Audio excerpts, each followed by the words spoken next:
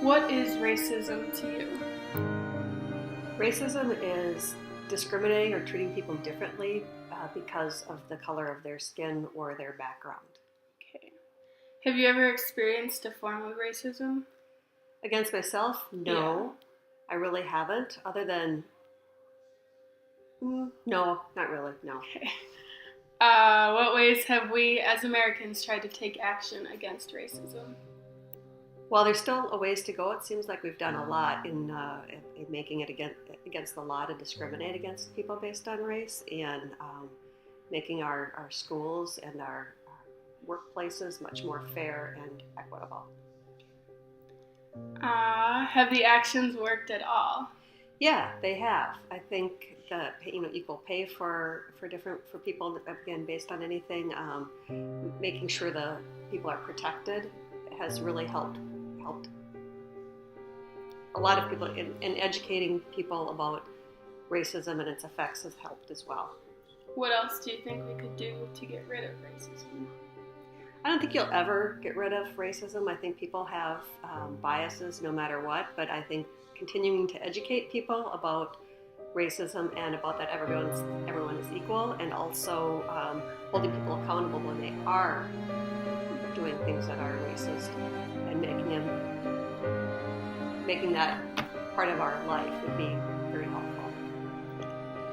And the last question, have you ever been a bystander?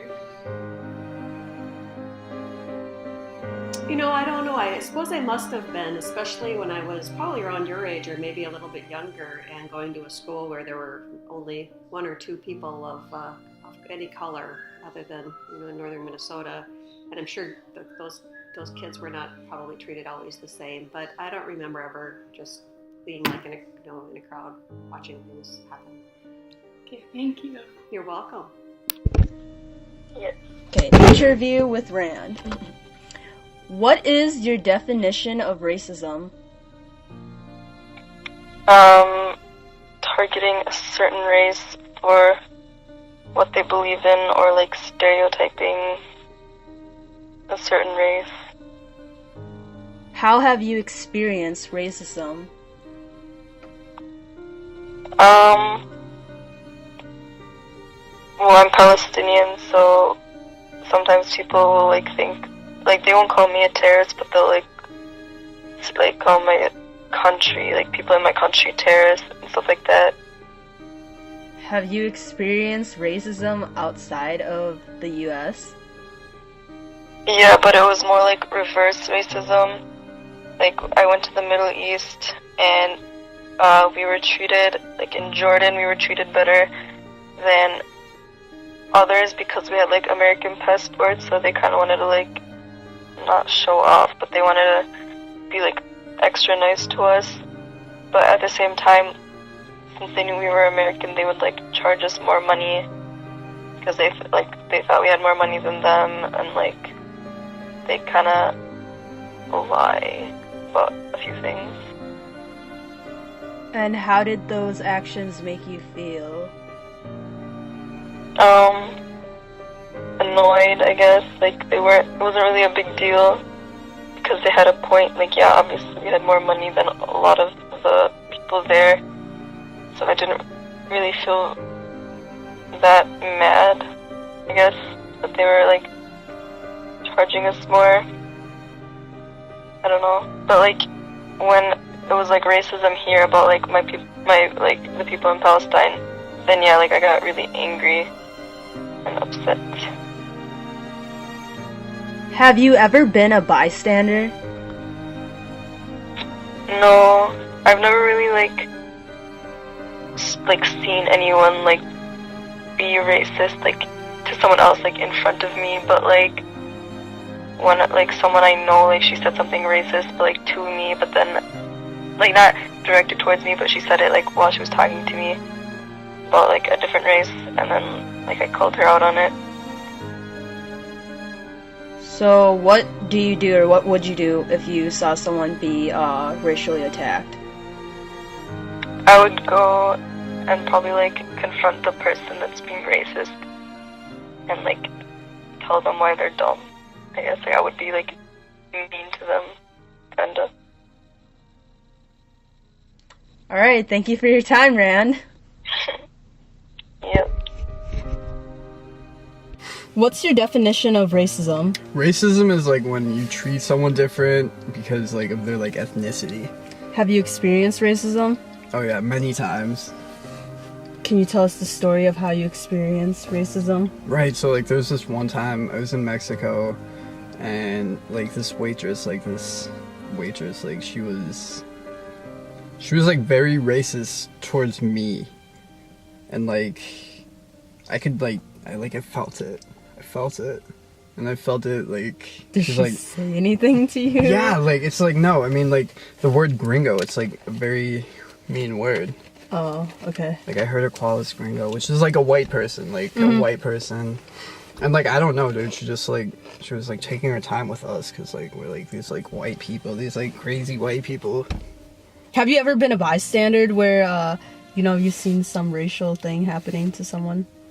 And like I didn't do anything. Yeah, do that, yeah. Yes. How did that make you feel? It made me feel like bad, like it shouldn't happen to anyone, I don't think. Because like I think everyone's been in that situation and it's like it just doesn't feel good. So what would you do next time if you saw someone being racist towards another person? I would like call them out on it, definitely. I would just tell them, that's not acceptable. Good stuff. Well, thank you, Jesse, for your time.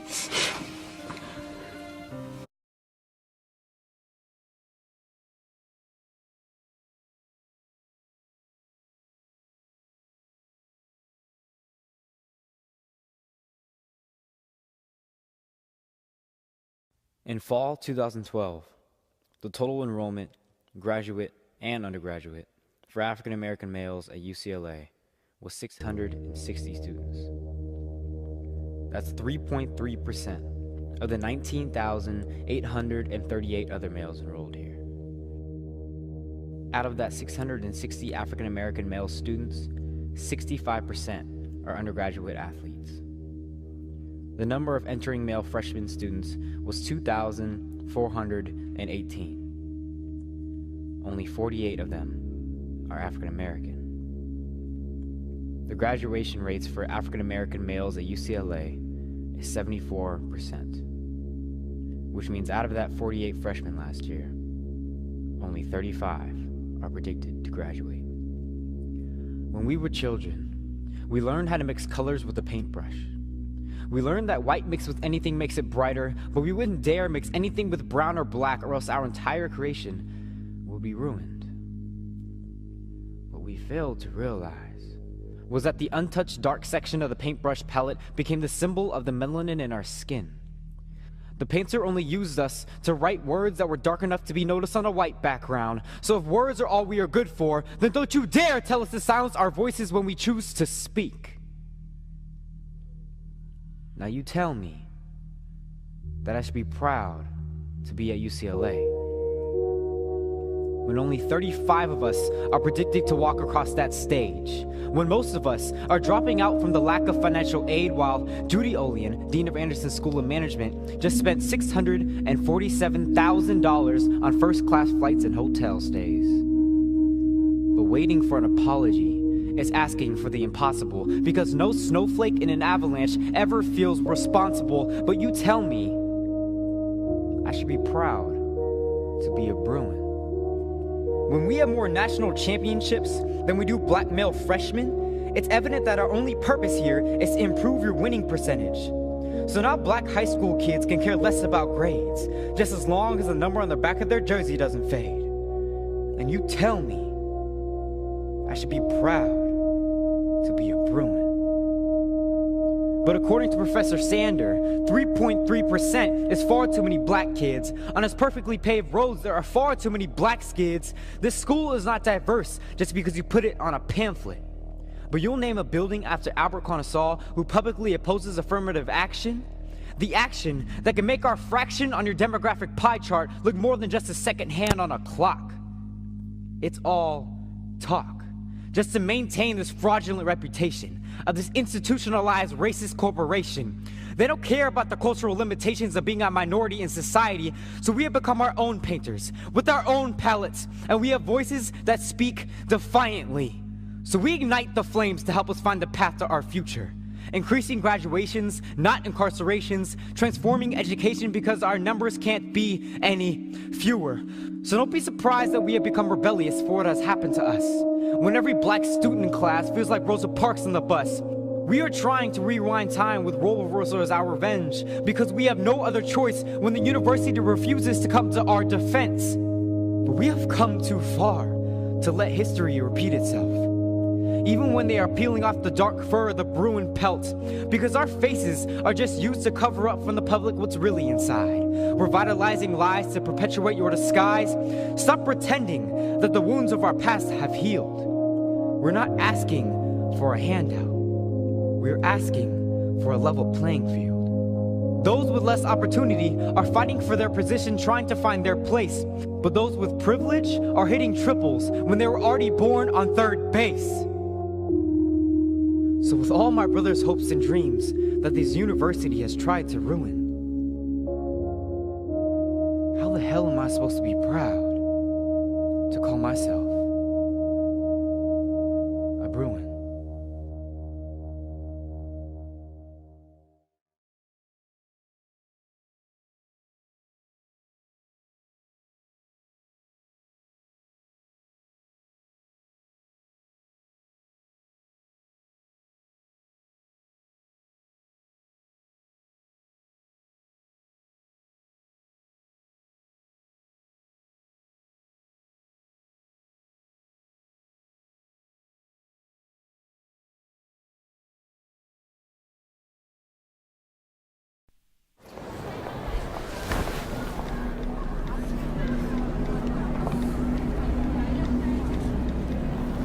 You're not staying there, right?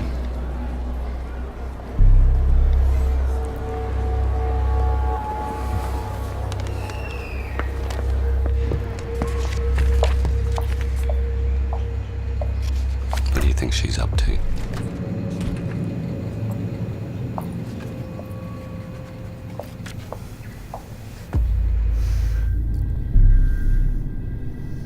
Could you really rely on her?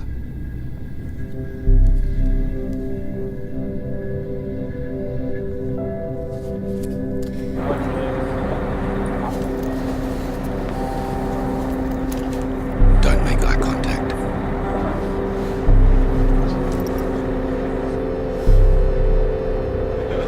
Oh, excuse me, what about my change? And the abo barman says, Go on. It's only a joke.